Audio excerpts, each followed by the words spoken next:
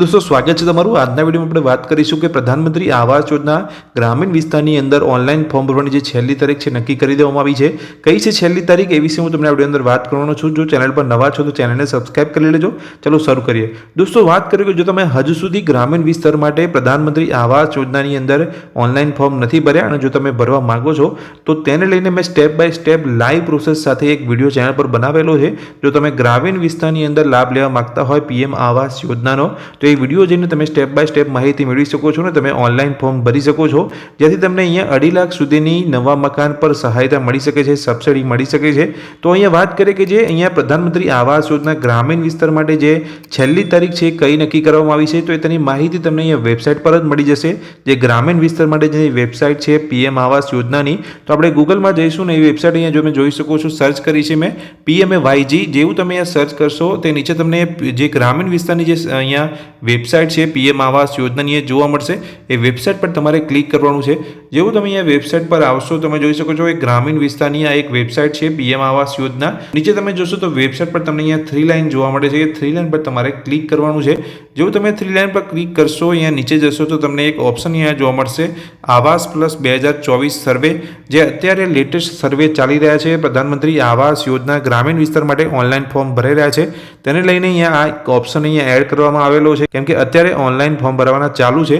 તો આ ઓપ્શન પર આપણે ક્લિક કરીશું। જેવું તમે અહીંયા ઓપ્શન પર ક્લિક કરશો એટલે આવાસ પ્લસ 2024ની જે સર્વે ઇન્ફોર્મેશનને લઈને જે અમુક માહિતી છે અહીંયા આપેલી છે, કેમ કે અત્યારે જે ગ્રામીણ વિસ્તાર માટે જે ઓનલાઈન ફોર્મ ભરાઈ રહ્યા છે તે એક એપ્લિકેશન દ્વારા અત્યારે ઓનલાઈન ફોર્મ ભરાઈ રહ્યા છે। તેની જે એપ્લિકેશન છે તેની લિંક અહીંયા આપેલી છે।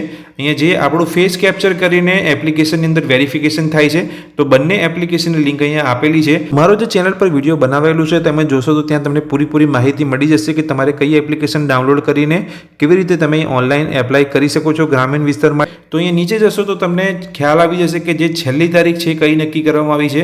નીચે જશો તો એક લેટર અહીંયા એડ કરવામાં આવ્યો છે સ્ટાર્ટ ઓફ આવાસ સર્વે યુઝિંગ આવાસ સર્વે મોબાઈલ એપ્લિકેશન અંડર PMAYG।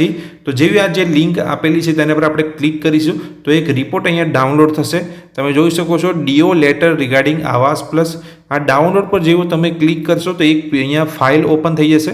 તો આ પ્રકારનો ડીઓ લેટર તમને અહીંયા જોવા મળશે। તમે જોઈ શકો છો જે ગ્રામીણ યોજના માટે જે અહીંયા તારીખ નક્કી કરવામાં આવી હતી, તો અહીંયા જે ગ્રામીણ વિસ્તાર માટે જે ઓનલાઈન ફોર્મ ભરવાના જે શરૂ થયા હતા, જે સર્વે શરૂ કરવામાં આવ્યો હતો એ 27 ડિસેમ્બર 2024થી કરવામાં આવ્યો હતો અને જેની જે લાસ્ટ ડેટ છે એ પણ આની અંદર લખેલી છે। તમે જોઈ શકો છો નીચે તમે જશો તો અહીં જોઈ શકો છો લાસ્ટ ડેટ અહીંયા આપેલી છે કે અહીંયા 31/3/2025 સુધી તમે ઓનલાઈન ફોર્મ ભરી શકશો ગ્રામીણ વિસ્તાર માટે।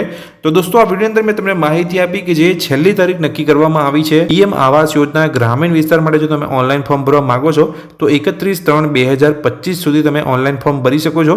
જો તમે હજુ સુધી ઓનલાઈન ફોર્મ નથી ભર્યું અને ભરવા માંગો છો તો મારી ચેનલ પર ઓલરેડી વિડીયો બનાવેલો છે જેની અંદર સ્ટેપ બાય સ્ટેપ માહિતી આપેલી છે।